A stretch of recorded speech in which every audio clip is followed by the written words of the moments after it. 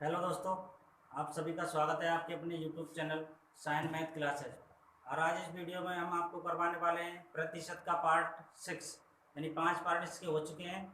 अगर आपने नहीं देखे हों तो चैनल की प्लेलिस्ट में चले जाइए, वहाँ पर सभी पार्ट आपको देखने को मिल जाएंगे।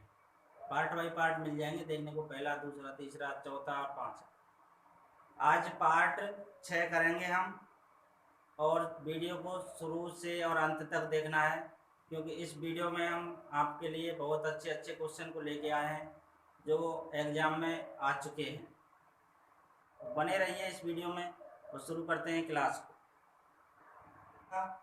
क्वेश्चन आपको स्क्रीन पर दिखेगा और मुझे मेरे फ़ोन में क्वेश्चन दिखेगा, ठीक है। तो चलिए भाई, पढ़िए पहला क्वेश्चन। अतुल अपनी मासिक आय में से 5100 रुपये खर्चा करने के बाद 15% की बचत करता है। अतुल की मासिक आय कितनी है, यानी वह महीने में कितने रुपए कमाता है। समझ में आ गया क्वेश्चन? देखिए, आज का पहला क्वेश्चन है ये, ठीक है। अतुल अपनी मासिक आय में से 5100 रुपये खर्चा करने के बाद 15% की बचत करता है, यानी 15% की बचत करता है। तो खर्च कितना करता है वो? खर्च कितना करता है? तो 85% वह खर्च कर देता है। समझ में आई बात?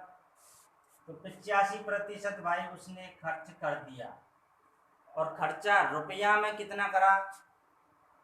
तो 5100 रुपये उसने रुपये में खर्च किया। ये प्रतिशत में खर्च और ये रुपये में खर्च, तो ये हो गए आपस में बराबर। समझ में आई बात? 85% का मान है 5100, तो 100% का मान ही हमारा क्या होगा? हमारा होगा जो महीने में इनकम होती है ना, वही उसका मान निकल के आएगा, 100% का मान। चलिए, 5100 बटा 85 इंटू 100, ठीक है। अब इसको काटिए भाई, 17 पंजे 85, 17 तिया 51 और जीरो, 2 जीरो। अब इसको काटिए, 5 छिका 30, जीरो, यानी 2 जीरो और 1 जीरो, 3 जीरो, यानी 6 पर हमको 3 जीरो लगानी है, यानी 6000 रुपये उसकी क्या है? मासिक आय। यानी एक महीने में वह 6000 रुपये कमाता है। समझ में आई बात? अब देखिए 6000 रुपये किस ऑप्शन में है हमारे में? तो भाई 6000 है ऑप्शन डी में, ठीक है। ये पटवार 2013 में क्वेश्चन आ चुका है। समझ में आ गया ना? चलिए फिर आगे बढ़ते हैं। दूसरा सवाल आज का, देखिए स्क्रीन पर दिख रहा होगा आपको। किसी परीक्षा में ए ने बी से 20 अंक अधिक प्राप्त किए हैं। यदि बी ने ए से 5% कम अंक प्राप्त किए हों तो बी ने कितने अंक प्राप्त किए? यानी बी का पूछा है, उसने कितने अंक प्राप्त किए।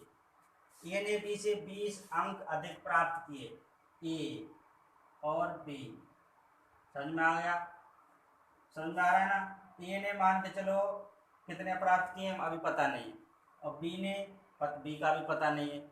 अब ये तो हमको पता है, ए ने बी से 20 अंक प्राप्त करे हैं। किसने? ए ने। तो बी से, तो बी का पता होगा जभी तो। मान लेते हैं बी का 100 अंक, मान के चलो बी ने 100 अंक प्राप्त करे, तो ए ने 120 अंक प्राप्त करे, तो 20 अंक ज़्यादा प्राप्त करे हैं। यही कहा है सवाल में। अब क्या कहा है? यदि बी ने ए से 5% कम अंक प्राप्त करे हैं, यदि बी ने 5% कम अंक प्राप्त करे हैं, प्रतिशत में तो भाई 5% कम अंक प्राप्त करे हैं, और रियल में देख लीजिए भाई कितना कम प्राप्त करे हैं उसने। तो बी ने रियल में करे हैं 20 अंक कम प्राप्त, तो 20, ये कम है ये भी कम, तो ये आपस में दोनों बराबर कम कम, ये प्रतिशत में कम और ये रियल में कम, ठीक है। 5% का मान 20, तो 100% का मान क्या? तो 20/5 इंटू 100, यानी 5 चौका 20, यानी कि ये आ गया 400, ठीक है। ये 400 क्या है? अंक हैं, और ये किसने प्राप्त करी है? इसको यही मान लीजिए, मान चलो ए ने प्राप्त करे हैं 400 अंक, ठीक है। तो बी ने कितने अंक प्राप्त करें? तो बी ने कितने अंक प्राप्त करें? तो ए ने तो भाई 20 अंक प्राप्त कर लिए हैं अधिक। समझ में आई? ए ने 20 अंक अधिक प्राप्त करे हैं, तो बी ने ए से तो 20 अंक कम ही प्राप्त करे होंगे, यानी इसमें से 20 को घटा दीजिए, यानी 400 में से 20 घटाएंगे तो आएगा भाई 380। और ये किसने प्राप्त करे हैं, तो ये बी ने प्राप्त करे हैं। या 400 का 5% निकाल लीजिए आप, ठीक है। 5% कम अंक प्राप्त करें तो 400 टोटल अंक, इसका 5% कम, यानी कि 2 जीरो काट के 5 का 20, ये 20 कम आया। और 400 का 95% निकालेंगे तो वही आएगा। देखिए 400 का 95%, प्रतिशत से 2 जीरो काट दीजिए, 4 पंजे 20 और 9 चौक 36 और 2 38, 380 अंक किसने प्राप्त करे हैं, तो बी ने प्राप्त करे हैं 380 अंक। समझ में आई बात? आ गया क्वेश्चन समझ में? देखिए 380 किस ऑप्शन में है, 4 से को नहीं मारना है, ठीक है, 4 से को नहीं मारना है। 5% कम अंक प्राप्त करे हैं बी ने। देखिए 380 किस ऑप्शन में, तो 380 है भाई ऑप्शन बी में। आ गया ना क्वेश्चन समझ में? चलिए फिर आगे बढ़ते हैं। क्वेश्चन 3, देखिए क्वेश्चन 3 में क्या है, किसी परीक्षा में पास होने के लिए एक विद्यार्थी को 40% अंक चाहिए। पास होने के लिए अगर कोई भी विद्यार्थी पास होना चाहता है तो 40% अंक लाना अनिवार्य है, ठीक है। यानी 40% तो उसको लेके ही आना है, तभी वो पास होगा, अदरवाइज नहीं होगा। मान लीजिए कि उसे 30 अंक मिलते हैं तथा वह 30 अंकों से अनुत्तीर्ण हो गया। अनुत्तीर्ण मतलब फेल हो गया। 30 अंक उस वह प्राप्त करके लाया और 30 ही अंक से वह फेल हो गया, ओके। तथा वह 30 अंकों से अनुत्तीर्ण हो गया, तो परीक्षा में अधिकतम अंक कितने हैं, यानी परीक्षा कितने अंकों की हुई। समझ में आई ना? ये बात पूछा है। देखिए 30 अंक तो वो लेके आया था और 30 अंक से वह फेल हो गया, यानी अगर 30 अंक और लिया था तो पास हो जाता, यानी 30 और 30 60 अंक पर वह पास हो गया, पास हो जाता, ओके। और पास होने के लिए चाहिए कितने, तो 40% पास होने के लिए चाहिए। प्रतिशत में तो भाई 40% पर पास होगा, ठीक है। और पास होने के लिए अंक चाहिए 60। इतना समझ में आ गया? ये भी पास तो ये आपस में हुआ बराबर। 40% का मान है ये 60, तो 100% का मान क्या होगा, तो यही हमारा एग्जाम होगा। यानी कितने अंक का हुआ था टोटल, तो 60/40 इंटू 100। चलिए 0 से 0 और 4 से इसको काट दीजिए, 25 चौका 100, ठीक है। और 25 सिंगा कितने होते हैं, तो 25 सिंह होते हैं भाई साहब 150, यानी 150 अंक का कुल पेपर या टेस्ट कुछ भी कह सकते हो, ठीक है। यानी वह पेपर कितने अंक का था, तो 150 अंक का पेपर था। समझ में आ गया? देखिए 150 किस ऑप्शन में, तो भाई 150 है ऑप्शन सी में, ठीक है। समझ में आ गया क्वेश्चन? देख लीजिए क्वेश्चन को दोबारा से। चलिए फिर आगे बढ़ते हैं। देखिए क्वेश्चन 4 पढ़िए, दिख रहा होगा स्क्रीन पे, तो पढ़िए भाई। किसी जनपद में रहने वाले व्यक्तियों की संख्या 64,000 है। यदि वह जनसंख्या 2.5% वार्षिक की दर से बढ़ती है, यानी 2.5% वार्षिक की दर से बढ़ती है, तो 3 वर्ष बाद वह वहाँ रहने वाले व्यक्तियों की संख्या हो जाएगी। 3 वर्ष बाद वह संख्या कितनी हो जाएगी, 64,000 से, ठीक है। और 2.5% वार्षिक की दर से वह जनसंख्या लगातार बढ़ रही है। समझ में आ गया क्वेश्चन? तो ठीक है भाई। देखिए वर्तमान में वो जनसंख्या थी कितनी, यानी वह जनसंख्या अभी कितनी है वो, तो भाई 64,000 है अभी फिलहाल में, ठीक है। और 1 वर्ष में वह 2.5% वार्षिक की दर से बढ़ रही है। पहले तो 2.5% का मान निकालिए आप, यानी 2 सही 1/2, इसका मान निकालिए, 2 दूनी 4 और 1 5/2, 5/2 इंटू 1/100, ये प्रतिशत में था ये, अब 1/100 हमने प्रतिशत को हटा दिया है, ठीक है। अब करिए इसको, तो 5 से इसको काटिए, 5 दूना 10, यानी 1/20 दूना 40। अब ये बढ़ रही है कि घट रही है ये बताइए, तो बढ़ रही है, 2.5% वार्षिक की दर से बढ़ रही है, तो 40 में 1 को जोड़ लीजिए, तो 41/40। अब जो वर्तमान में है ना जनसंख्या, उसमें इसका सीधा गुणा कर दीजिए तो आपको पता चल जाएगा। और कितने वर्ष की पूछी है, 1 वर्ष बाद पूछिए तो 1 बार गुणा, 2 वर्ष बाद पूछिए तो 2 बार गुणा, 3 वर्ष बाद पूछिए तो 3 बार गुणा। अब हमसे पूछा है 3 वर्ष बाद वह जनसंख्या कितनी है, तो 3 बार गुणा कर दीजिए 64,000 में, तो कब का निकल के आएगा यार, आएगा ये तो 3 वर्ष बाद वह जनसंख्या, वह जनसंख्या कितनी होगी, ये निकल के आएगा। 64,000 में 41/40 इंटू 41/40, इसको हटा दीजिए, इंटू 41/40, 3 बार गुणा कर दीजिए तो पता चल जाएगा 3 वर्ष बाद वह जनसंख्या कितनी होगी 64,000 से। देखिए 1 2 3 जीरो है, 1 2 3 जीरो है, चलिए इसको तो काट दीजिए, 1 2 3, 4 चौका 16, 16 चौका 64, 64 यहाँ पर है, ये 64 पूरा ही कट गया। समझ में आई बात है यहाँ पर, ठीक। तो भाई अब करना है 41 इंटू 41 इंटू 41, यानी 41 का क्यूब करना है, ठीक है। 41 का क्यूब कितना होता है, तो 68,921, ये होता है 41 का क्यूब, निकाल के देख लेना 68,921 ही आएगा, ठीक है। 64,000 रुपये से हुए जनसंख्या बढ़ते बढ़ते बढ़ते बढ़ते 3 साल बाद कितनी हो जाएगी, तो 68,921 हो जाएगी। तो देखिए 68,921 किस ऑप्शन में है हमारे में, तो 68,921 ऑप्शन सी में है, 68,921। देख लीजिए क्वेश्चन दिख रहा होगा आपको, अगर साफ नहीं दिख रहा है तो पिक्चर क्वालिटी बढ़ा लीजिए, आपको साफ दिखने लगेगा। दोस्तों अगर क्वेश्चन समझ में आ रहे हो तो यार लाइक कर दीजिए एक बार, चैनल को सब्सक्राइब करके और नोटिफिकेशन पर रख लीजिए। चलिए फिर हम बढ़ते हैं अगले सवाल पर। देखिए भाई अगला क्वेश्चन, क्वेश्चन 5, क्वेश्चन 5 में क्या है, किसी आदमी को वर्ष 2007 में 8,80,000 वार्षिक वेतन के रूप में प्राप्त हुए, जो उसके वर्ष 2006 के वार्षिक वेतन से 10% अधिक थे।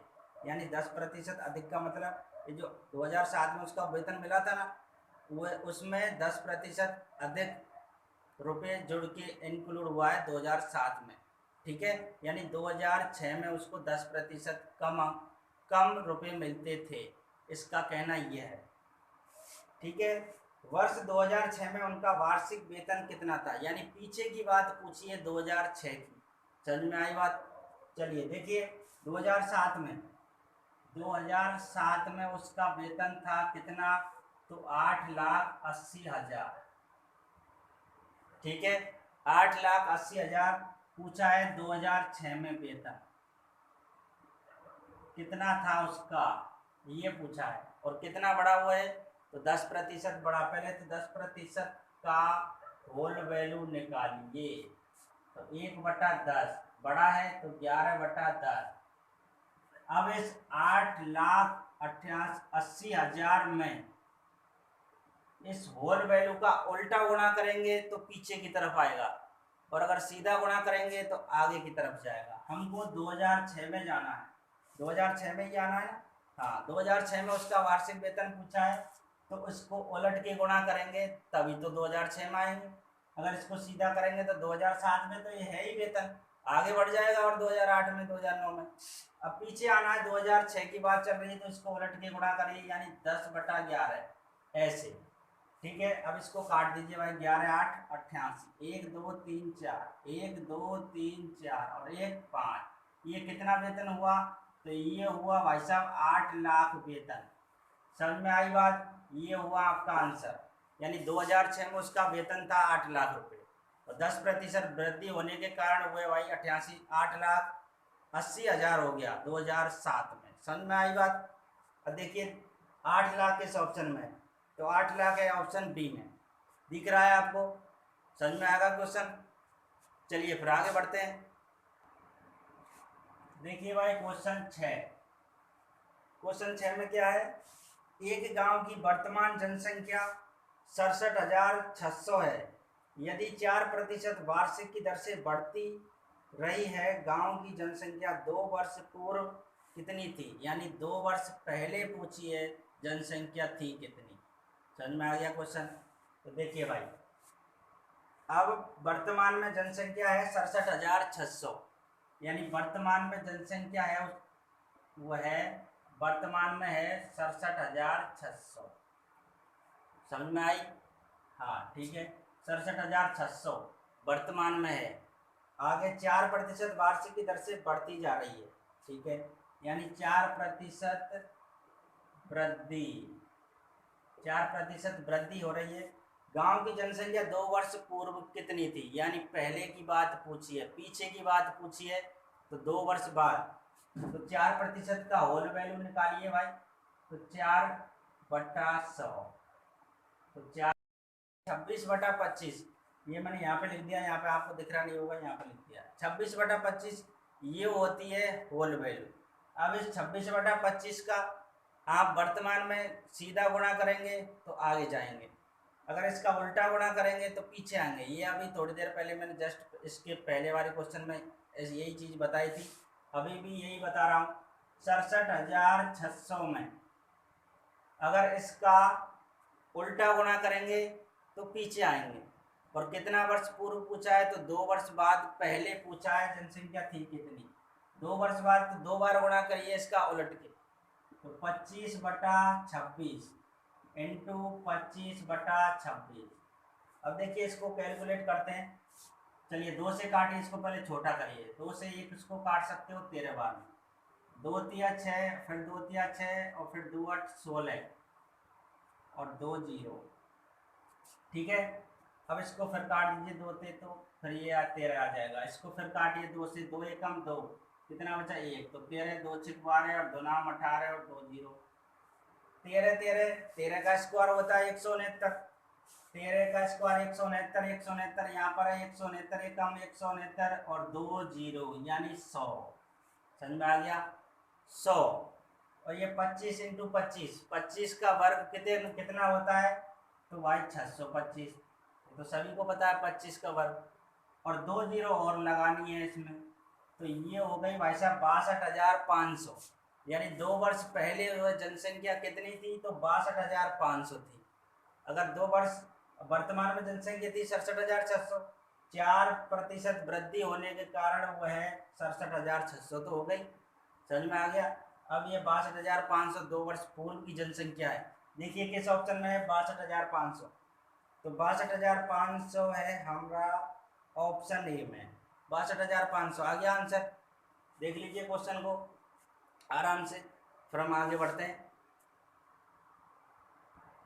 आ जाइए भाई क्वेश्चन 7, देख लीजिए क्वेश्चन 7 को क्या है, क्या कह रहा है। किसी परीक्षा में 60% छात्र अंग्रेजी में उत्तीर्ण हुए, यानी पास हुए 60% अंग्रेजी में, 70% हिंदी में, और 40% दोनों में, यानी अंग्रेजी और हिंदी में 40% दोनों में पास हो गए। तब अंग्रेजी और हिंदी दोनों में अनुत्तीर्ण छात्रों की संख्या क्या है? यानी दोनों विषय में अनुत्तीर्ण यानी फेल छात्रों की संख्या पूछी है। ठीक है, देखिए 60% छात्र अंग्रेजी में उत्तीर्ण हुए, यानी पास कितने हुए किसमें?